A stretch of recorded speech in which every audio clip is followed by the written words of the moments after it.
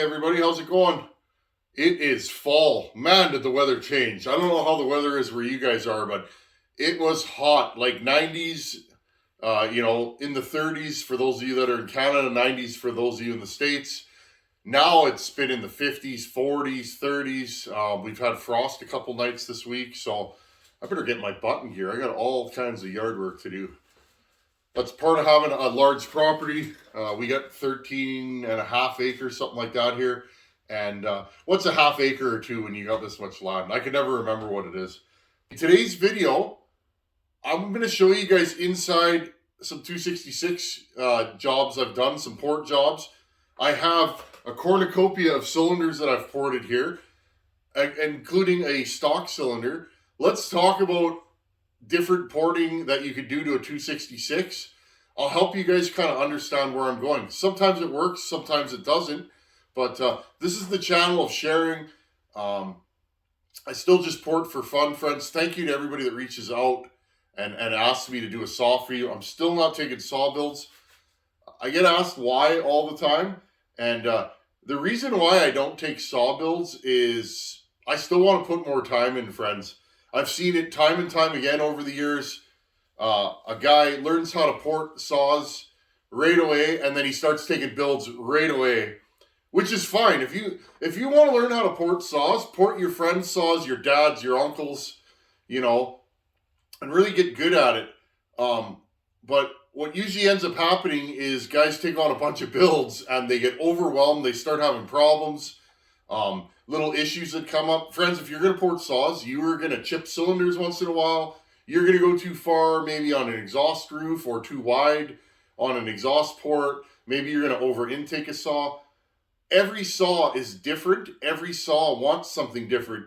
You can't just go in there and be like, well, I'm going to go 98, 20 degrees of blowdown and 160 intake and it'll work because it did on the last one. That hasn't been my experience.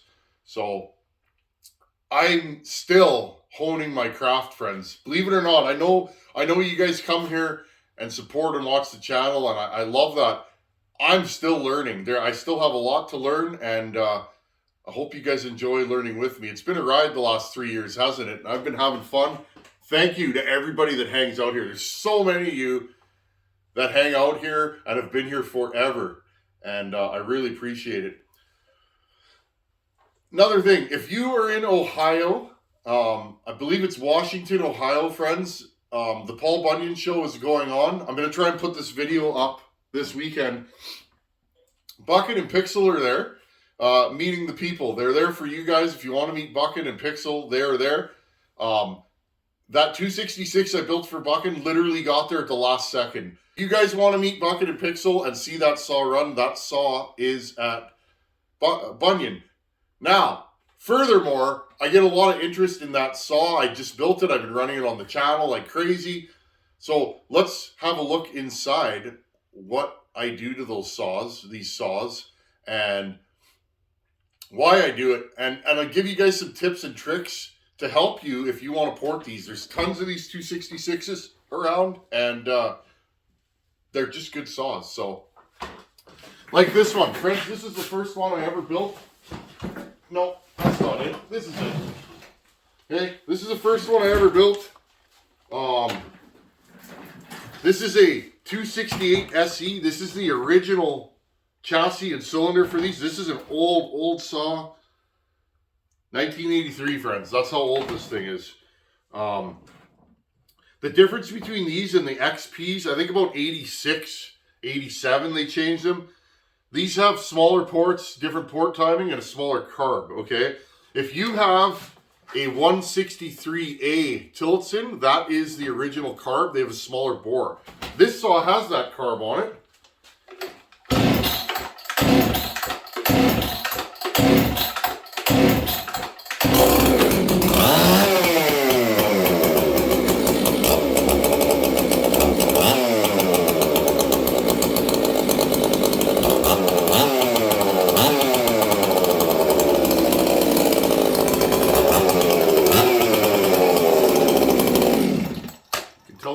Friends, it's starting. Saws are a little lean when it's cold because the air is denser. You can put more fuel. Okay, so that's my original one. Friends, I'm going to take off my jacket. So, you guys see that saw? It starts and runs good. It's a little lean on the low jet today, but it is what it is. You guys could hear it. Malt, malt, malt. Excuse me, getting it going. So that is a 163A carb. That is a 266 SE top end. And it's a good saw. I don't even know what kind of piston's in there, friends. It might be a Farmer Tech, an LRB. I don't know. I couldn't afford a Meteor. That I didn't have a place like Wolf Creek to order parts from then. I was getting my Meteors from overseas, and they're costing me like 60 or 70 bucks. I didn't have the money then, friends. I think I bought like a $20 piston for that saw. No pop-up in there. I can't remember the timing. I think that saw's at about 100, maybe 20, 21 degrees of blowdown. Probably 154 on the intake. But I want to talk about that saw. That saw is snappy. When you touch the trigger, it revs up right now. The small carb on that saw gives you throttle response and more bottom end power, I find. When you change carburetors on these, friends, you really change the intake velocity. So think about that when you're building. We'll see. I have 5 cylinders here, and 4 of them are ported, 1 is stock. I want to show you them. I want to show you stock and then what I do to them and why, okay? I know when you're starting out, and even if you've been going for a while, sometimes the numbers don't add up or you're not sure. Friends, I'm going to tell you something right now, and I've learned this over the years. I was talking to a buddy about this the other day. Timing is not everything. I know everybody's like, what's the timing numbers? It is going to be impossible to copy somebody else's work. That's why you got to do your own thing. We all do little things that sometimes we don't even think about. It's just something that we do. And that might be the little thing. You know, a bunch of little things add up to a big thing. What kind of carb you run, how the carb's set up, your shapes of your transfers, whether you touch the uppers or not, how much blowdown, your exhaust roof height and shape, your chamfering. That all matters in how a saw runs. That's why, once you got this figured out, just do your own thing, friends, and just keep porting. I've ported a lot of saws now, not as many as some, but a lot more than others. I'm still learning. I've ported a lot of these, though. This is the chassis I've ported the most. So let's talk about it. I'll bring you guys in. Okay, friends, if you want to port these, here's the straight deal. This is a 272 highway cylinder. I use these all the time. They've given me good service. This is the regular one. It's not the Nicosil or Titan Nickel. Okay. Here's what you get. Now, if you are going to port these generally time about 102 on the exhaust. Transfers open 16 to 18 degrees after, maybe 20. Intake timings like high 140s, 146, 148 is where these generally time for me. Okay. Good throttle response, decent power in the cut, decent torque, but they're kind of an all-around good saw. I've never been wowed by a stock 272. I like a 66 better, a 266. I find they flat out run better. The question is why? Well, 272, I think, was a reaction to a problem that maybe perhaps Husqvarna didn't have. The 044 came out. And their saw in that size range was a 266. 66 cc's was the size then, till Husqvarna upped the game, or till still upped the game. The 038 Magnum never competed or outdid the 66, I don't think, because the 66 is lighter and it makes similar power. A good 266 in stock form is a really, really stout package, I think. So, but when the 044 came out, it bested the 66. Let's be honest. It was about the same weight, more RPM and more power. So what did Husqvarna do? The 371 wasn't ready to come out. So they put a 52 millimeter bore on a saw that had a 50 millimeter bore, and 272 was born. Okay. These are good. If you have a 266 and you want a little more thump out of it, put one of these on with a pop-up piston and you're good to go. Now, We're talking porting though, right? Porting. Got to port everything. I honestly, friends, I don't port every saw. I have a lot of stock saws, as you guys can see. Not every saw needs to be ported, in my opinion. Okay, let's talk about stock, okay? This is where I kind of started my porting journey. I started changing the path of the airflow. Okay, you see there's a big step there that the air has to flow. When air changes directions, you lose velocity and you lose flow. Okay, I'm in the air movement business, friends. To the newcomers, welcome. This is my game. I move air for a living. Not just out of my mouth. You guys know me. I love to chat, but I flow, or I build HVAC systems. So I understand everything's smaller and at way higher speed in this, but what I do transpires to this. I think that's why I took to chainsaw porting so quickly. Now I had built motorcycle engines, Harleys. I did that stuff when I was younger, but I think my air movement background is kind of what helped me here. But so right there, friends, when the air has to come around this corner, it's going to slow a little bit. So straighten her out, okay? If you want to start porting these, do that, okay? Flow them straight here. It'll take you 20 minutes, okay? 20 minutes, thin the bridge here, okay? On the inside, I got this. Put your grinder in there and thin this. Bigger, lower transfer, keep the upper stock. Don't do anything to them. Take your base gasket out. Make sure you have 20 thou of squish or more. 20 to 30 is fine. Rock and roll. Add a couple degrees of intake timing. If you're scared to grind on your cylinder, cut your piston skirt, okay? Cut your timing into your piston skirt. Do a little groove. Take a file even. Mark a line. These generally 10 to 12 thou is about a degree. We'll say 15 thou even. If you cut 30 thou off the bottom of the piston, you'll get 2-3 degrees of intake timing. Okay? And run it, and you'll see you'll have more power. It'll be a zippier saw, and you'll have more power because you're getting more air fuel. Okay? So if you guys want to start porting these, try that. I never even finished this cylinder. I can't remember what the deal is with it. I started porting it. Now, if you're new to porting, see, I chipped this a little bit there, friends. You are going to get some chips at times. The way to deal with that is take a diamond ball, start at the top. And remember, friends, I got no secrets. I love showing you guys what I do. And if you have any questions, please send me an email. I still am in that every day. I answer as many as I can rip off at a time. It could be 2 in the morning. I'll hit you, just depending on what I'm doing. Pretend this was my diamond burr. I'll dig it in right here. You got to have a steady hand. Once you get through that plating, you can pull it down and you will cut the plating away. And then just take your burr and just cut right up to it. No chips. Especially on this side because your tooling is spinning this way. And if you're rough-handed or you're not at the right speed, you can chip the plating. Now this here I wouldn't even care about. I would just file that away or polish it away. A sanding drum, you know, these things, friends. A sanding drum works really well. I've done that for years. I don't have problems with chips, really. Actually, remember this one, friends. This is for the 268 giveaway saw. I chipped this turning my right angle tool on at the complete wrong time and grabbed the plating and zonk. Okay, so it does happen. Don't be afraid to port, though. You will get it done and you'll have a good running saw. Okay. So that's stock. We're going to leave the stock one here. Here's the cylinder on Buchan's 266 that failed.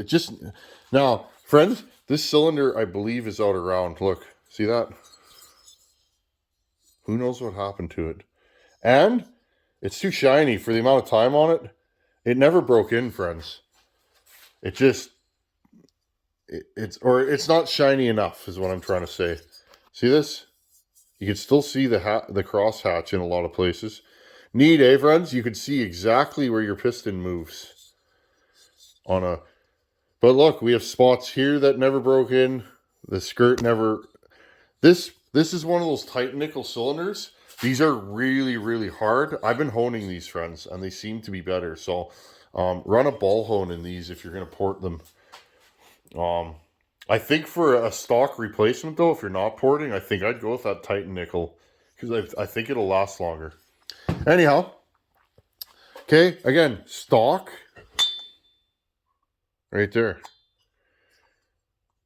So I kept the width the same, and part of that was the piston I'm using. I do all my transfer work based on the piston. Okay, see how I went in there, though? I hogged it out. I narrowed that bridge. You guys can see. Stock bridge. Look how thick it is.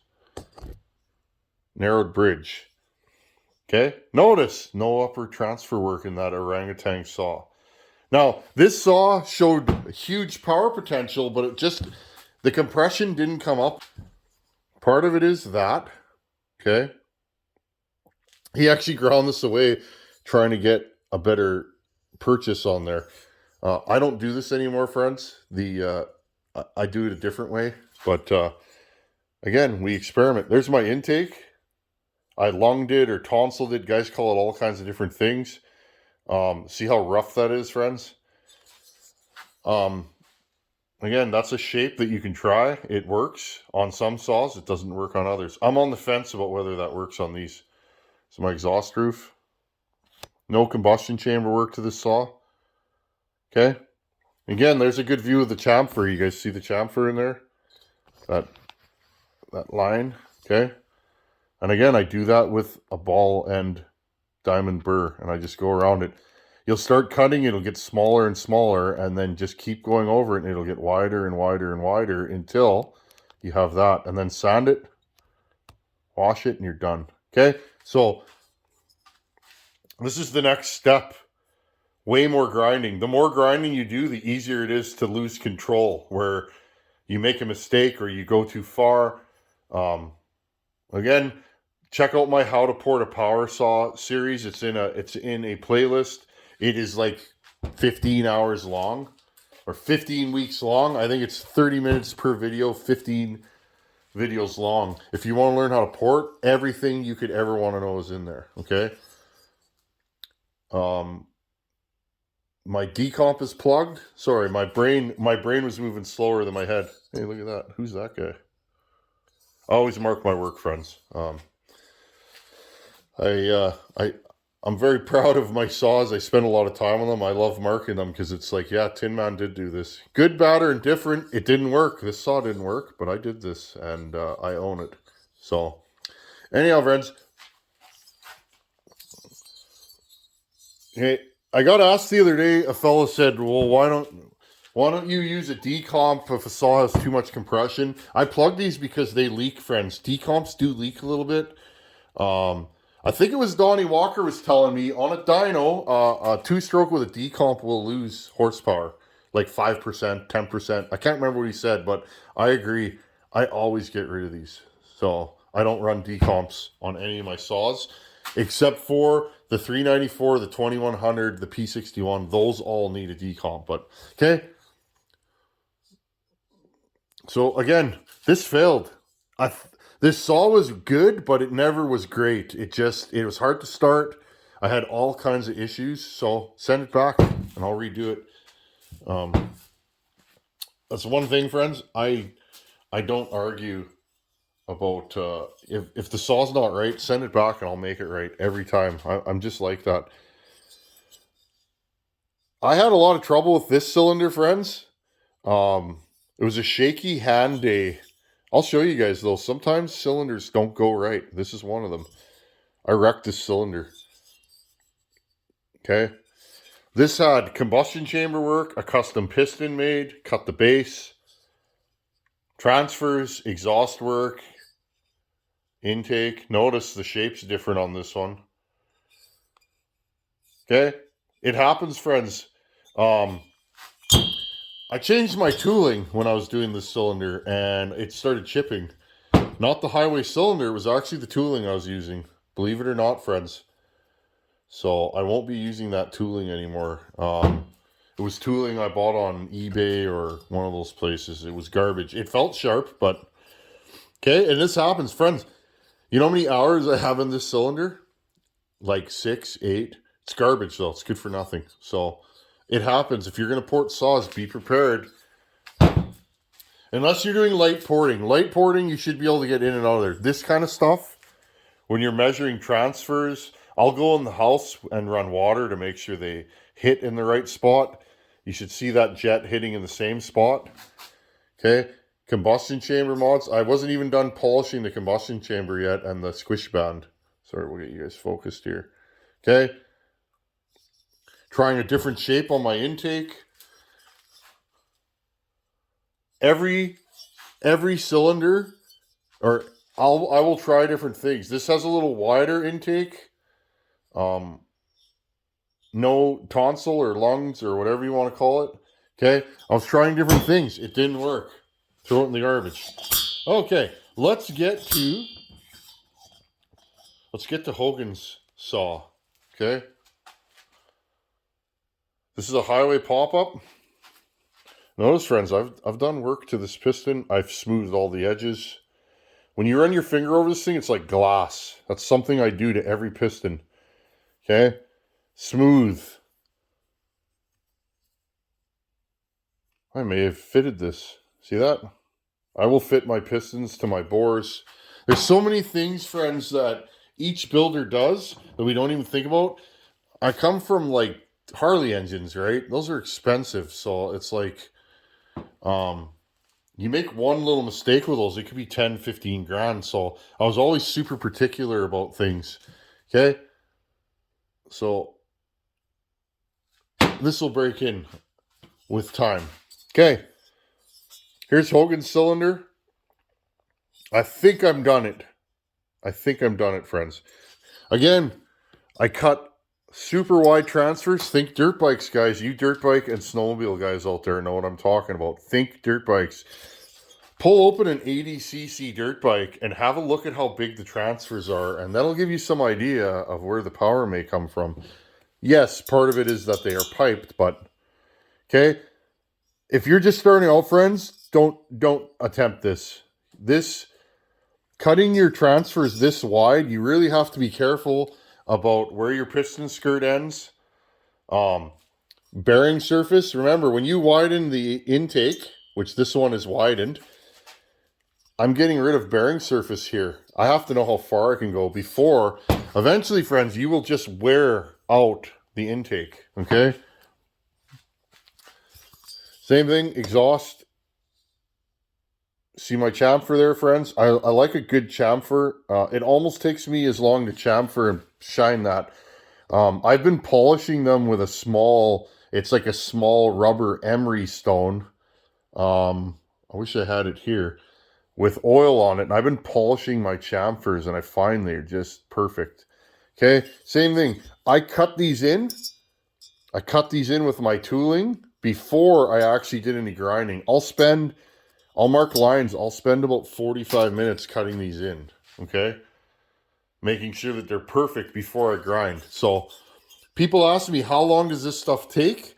Well, you can see this has machine work. I cut the base of the cylinder. There's the combustion chamber and squish band, custom piston. You have to retime these after you cut the pop-up. When you cut the pop-up, the timing goes off on the transfers and the exhaust port because it'll open sooner, right? So I usually time these stock. I will find a piston and cylinder combo that I like the numbers. I want to do the least amount of work to get the most amount of performance, friends. It's not being lazy. It's just your chances for success when you have to move things less. I picked this cylinder. I was working on a highway cylinder, but I got these Meteor cylinders from Wolf Creek. I got all jazzed up, and I did this cylinder yesterday. Okay, so again, look at that rough intake. That is absolutely on purpose, friends. Absolutely. Okay. I did this yesterday. Total machine work, piston, polishing, sanding, combustion chamber work, cutting the base, and the porting. Probably a full day, friends. I'm not the fastest guy. I'm not the slowest, but I think it took me 5 hours to do this porting yesterday. So there you guys go. You guys asked me I'm not a pro. I don't do this every day, but that's how long these take. So there you guys go. A little view of inside Hogan's power saw. And again, friends, if you're gonna go wild, this is kind of where I go with these. Other guys build them different and get good results. Now, what are the drawbacks to all this stuff? Well, first of all, piston wear. The wider your exhaust port is, the more chances you're going to catch a ring. You might wear rings faster. Okay, remember that ring goes in and out of that exhaust port. This saw is going to run like 15K, 250 times a second. Okay, think about that. Make sure your exhaust port is a shape that it eases in and out. Make sure your chamfers are good. Okay. Piston skirt wear. You are going to wear your intake skirt more because your intake's wider. There might only be 1/8 of an inch on either side or 1/4 inch.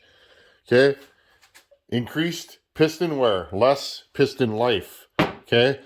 100%. You're going to port these like this. You're going to widen things. Think about the bearing. How much of that piston is touching the cylinder wall? When you cut it in half, say, you have twice the force on the same amount of air, or half the area, basically, right?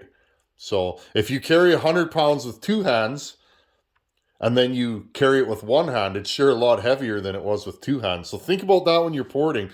Unless you're building a race saw. I don't build race saws, I build work saws. I get asked that a lot. Do you build hot saws? I don't. I want these things to last for years. And the only way to know how far you're going to go is to blow saws up or have pistons wear out. Increased fuel.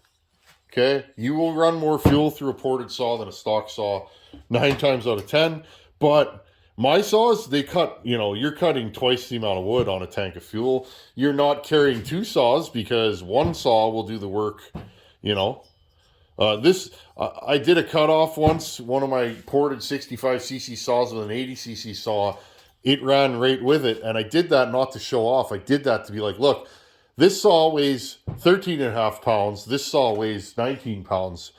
Which would you rather carry? I'd rather carry the 13-pound saw personally. But, okay. Heat. I have increased the combustion, I have capriced. I'm going to leave that in there, friends. I've increased the compression in this saw. Therefore, I've increased the heat. Okay.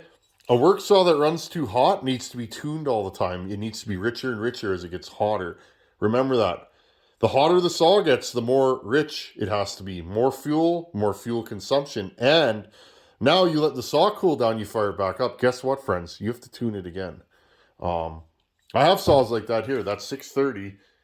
I'll usually start off fat because I know it's going to get leaner. Once it's in the groove and gets as hot as it's going to get, it motors. With increased heat in a 2-stroke or 4-stroke air-cooled engine, you lose power, friends. Remember that.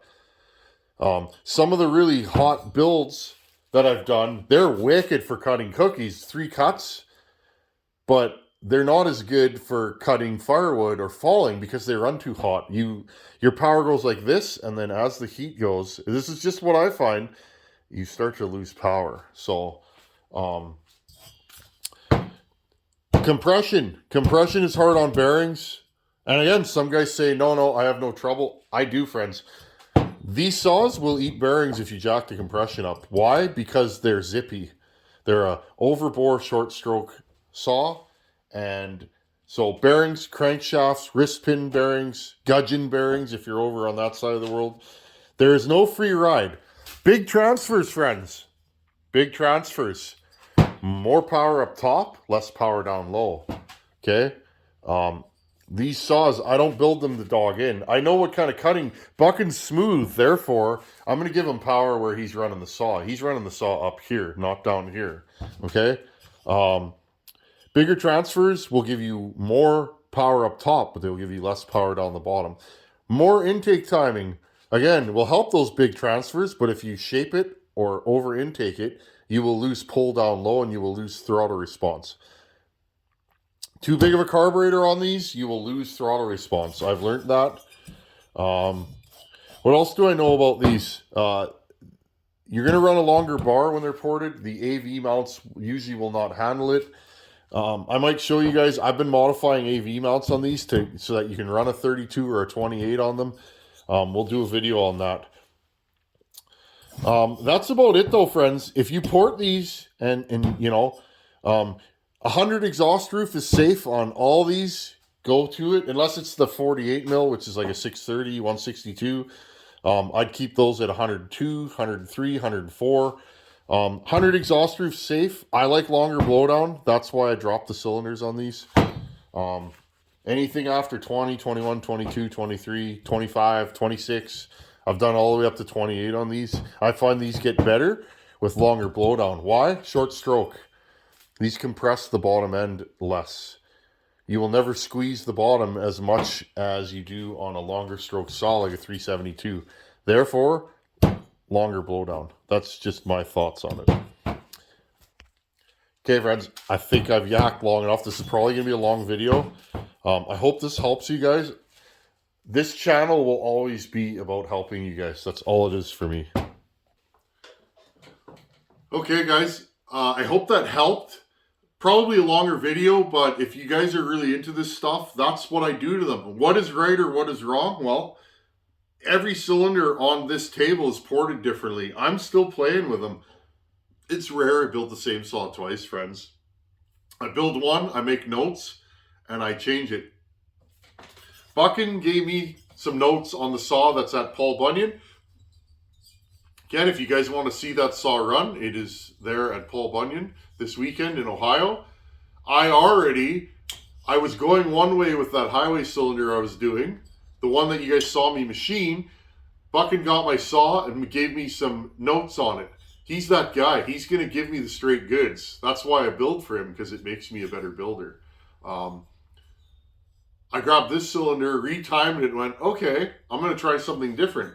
Hogan's saw will be different than Buckin's. How closely they'll run, or which one's better. One thing I'm doing on Hogan's saw, it has a 390 carb, I believe.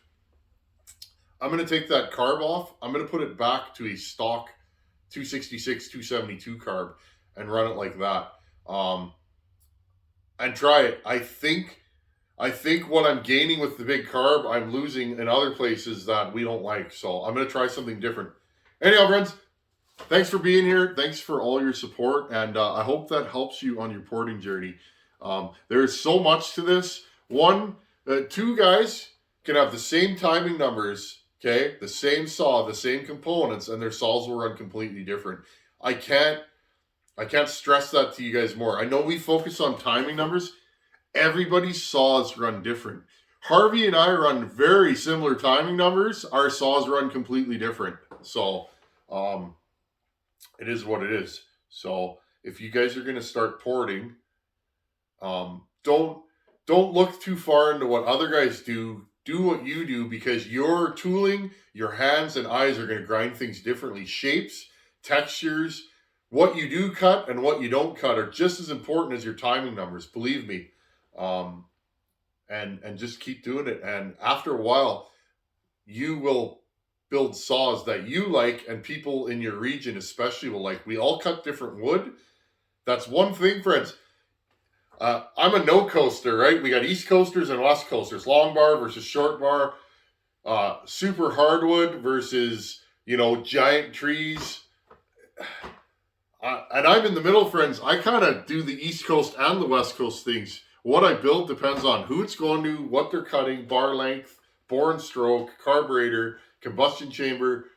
It just depends, friends. So I don't have a one build fits all parameter, because it just doesn't work for me. Anyhow, friends, thanks for watching. Take it easy. Later.